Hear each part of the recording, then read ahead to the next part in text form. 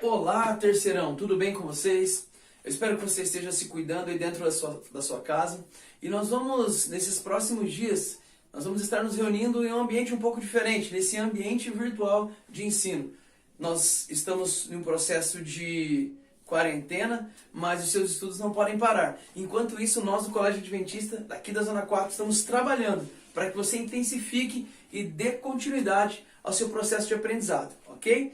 Bom, nessa nossa primeira aula, eu quero recordar algumas coisas que nós vimos neste início do ano de 2020, ok? Então eu quero convidar você para vir aqui comigo e nós vamos acompanhar os principais pontos que nós trabalhamos até aqui. Olha só, nós iniciamos o ano fazendo uma discussão sobre a questão da cultura. O que é cultura, como ela é construída. E não sei se você se lembra, mas nós lemos um texto, analisamos um texto em sala de aula, você deve ter esse texto aí no caderno, dê uma olhadinha, e eu pedi que vocês construíssem uma linha do tempo com as diferentes concepções ou as diferentes formas de entender o conceito de cultura. Como esse conceito ele foi construído com o passar do tempo. E olha só, quero recordar com você, se você busca lá no século XI, você vai entender que cultura, quando esse conceito começa a ser utilizado, ele está muito mais ligado à questão do cultivo da terra, à questão do culto aos deuses. Quando nós chegamos no século XIV, essa ideia de cultivo da terra ela passa agora a ser empregada para o cultivo do espírito, para o desenvolvimento intelectual. Avançando um pouquinho mais aqui para o século XVIII, nós vamos estabelecer uma relação entre esse cultivo do espírito com as artes, com as letras, com as ciências. E neste momento aqui também, esse conceito de cultura, ele passa agora a ser associado ao conceito de civilização.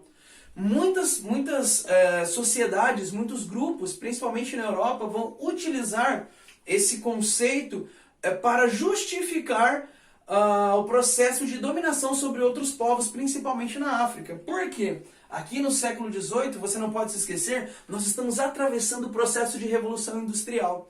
Então o que acontece? Aquelas sociedades que têm um processo industrial, um processo tecnológico mais desenvolvido, automaticamente entende que tem um processo cultural mais evoluído do que as sociedades, tecnologicamente falando, inferiores. E aí o que acontece?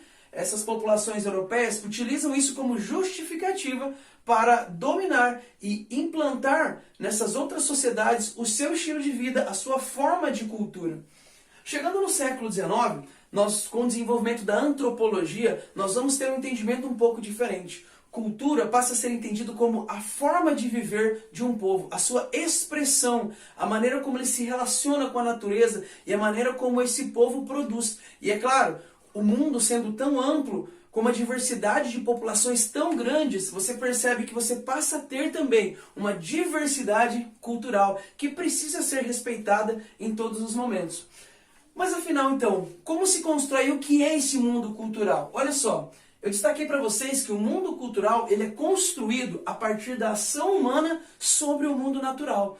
Então, a partir do momento em que o homem passa, através da racionalidade, a agir sobre o mundo natural, ele cria sentidos e significados. Ele cria símbolos que passam a dar sentido para esse mundo natural.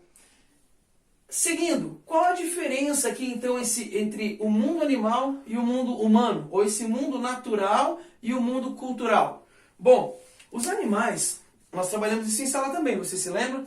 Os animais nós classificamos ali em diferentes estágios. Vamos começar dos mais básicos aqui.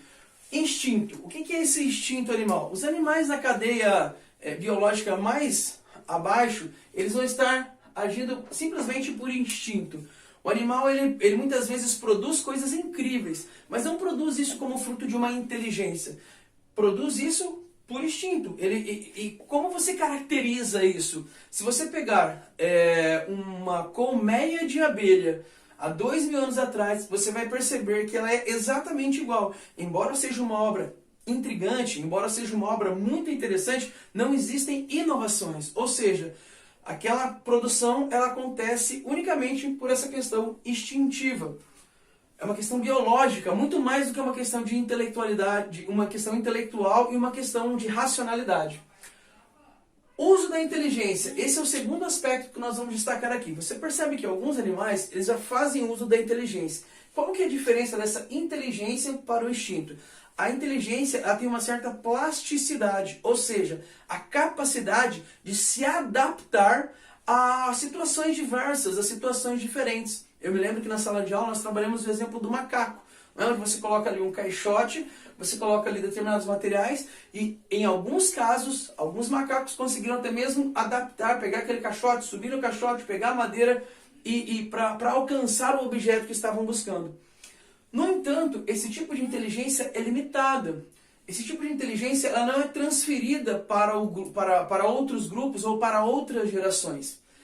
E, finalmente, esse tipo de inteligência aqui permite que alguns animais desenvolvam até mesmo um tipo de linguagem, mas uma linguagem bastante rudimentar. Qual é a diferença da linguagem, por exemplo, que os cachorros utilizam em relação aos seres humanos? Eles não são capazes de construir símbolos. Essa linguagem, ela está ligada a algumas ações. E ela sempre vai repetir a mesma sequência, vai repetir sempre a mesma tendência. Então não existe a construção de símbolos e significados nessa linguagem animal. Vamos passar para a segunda parte da nossa aula aqui agora de revisão, porque eu quero falar exatamente sobre a linguagem.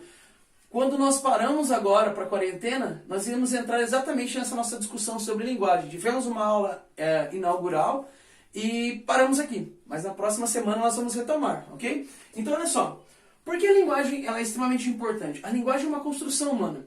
A linguagem faz com que o ser humano consiga romper a sua relação com o mundo natural. Porque nós nos distanciamos desse mundo natural exatamente pelo uso da linguagem. Porque a linguagem nos permite a abstração. Ou seja, nós podemos falar a respeito de algo que não está presente. Nós podemos construir significados a partir da linguagem. A linguagem permite a construção do sentido simbólico. A linguagem permite a transmissão de conhecimento. E isso é fundamental para que nós possamos avançar e construir um conhecimento que cresce continuamente. Como se dá a estrutura da linguagem? Foi outro aspecto que nós trabalhamos em sala de aula. Olha só, a estrutura da linguagem então. A linguagem é composta por signos, eu destaquei aqui. E o que é um signo? Um signo é uma coisa que você coloca no lugar de outra coisa. Então, eu não preciso ter um elefante aqui para fazer você lembrar de um elefante. Então, elefante é um signo, entendeu? Quando eu coloco aqui, por exemplo, eu escrevo, olha só, eu uso uma série de símbolos, ok? E aqui eu escrevi a palavra elefante, ou seja, eu faço você pensar sobre isso sem precisar ter um elefante aqui junto comigo. Então, um signo é uma coisa que você coloca no lugar de outra coisa. E os seres humanos são capazes de compreender a utilização de signos. E quais são os tipos de signos que nós temos? Bom, primeiro, o ícone. O que é o ícone? O ícone é aquele tipo de signo que guarda alguma relação de semelhança com o objeto que pretende ser representado. Então, por exemplo, eu posso colocar aqui, olha só, o ícone de uma casa. E você vai compreender. Se eu detalhar um pouco mais, você vai compreender ainda melhor. O índice. O que é um índice? O índice é um tipo de signo que vai afetar ou ser afetado. Então, por exemplo, os sinais matemáticos, mais, menos, eles afetam, eles modificam a expressão no qual eles estão inseridos. E por último, os símbolos. Os símbolos, eles são construídos a partir de uma relação arbitrária. Lembra que eu dei o exemplo da letra A? Olha só, se eu colocar aqui, o que é isso? Apenas um risco. Se eu fizer isso aqui, mais uma vez, um risco sem sentido algum. Se eu colocar mais um risco aqui, professor, isso aí não quer dizer nada. Agora, se eu tirar esse risco aqui e colocar aqui, passa a fazer sentido para você. Por quê? Essa é uma construção arbitrária. A construção da letra A ela foi desenvolvida em sociedade. E por isso nós dizemos que é um símbolo. Eu poderia colocar aqui um símbolo de uma equipe de futebol, e você poderia ter os mais diversos sentimentos a respeito desse símbolo. Você poderia ter um sentimento de amor, um sentimento de ódio, enfim, depende de cada um, ok? Quais são os tipos de linguagem que o ser humano, que a humanidade consegue produzir? Lembrando que a principal, a que mais nós utilizamos é a linguagem verbal. Entretanto, não é a única forma de linguagem. Nós, seres humanos, somos extremamente complexos e precisamos dos mais diversos tipos de linguagem para conseguir dar vazão às nossas emoções e às nossas necessidades. Então eu vou destacar aqui, olha só, a linguagem artística, a música, a pintura, a poesia, a linguagem matemática, extremamente importante para o desenvolvimento tecnológico, a linguagem arquitetônica. Você repara que em cada parte do mundo, em cada canto do planeta, as pessoas desenvolvem formas diferentes de moradia, adaptando às suas necessidades. A linguagem da moda, que também é a forma de se vestir, não é apenas cobrir o corpo, mas é transmitir beleza, se sentir bem e fazer com que você viva uma vida melhor através daquilo que você veste. E é interessante você notar, para chegar agora na parte final da nossa aula, que esses tipos de linguagem, eles podem ser mais restritos ou podem ser mais abertos, mais flexíveis ou mais inflexíveis. Por exemplo, a linguagem matemática, ela é extremamente inflexível. 2 mais 2 vai sempre ser 4.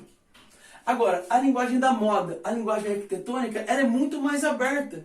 Então você percebe que ela pode ser construída de formas diferentes, atendendo às necessidades, a necessidade básica, por exemplo, no caso da moda, de vestir o corpo, mas das mais diversas formas, ok? Galera, essa foi a nossa primeira aula e eu te aguardo na próxima, ok? Grande abraço e tchau!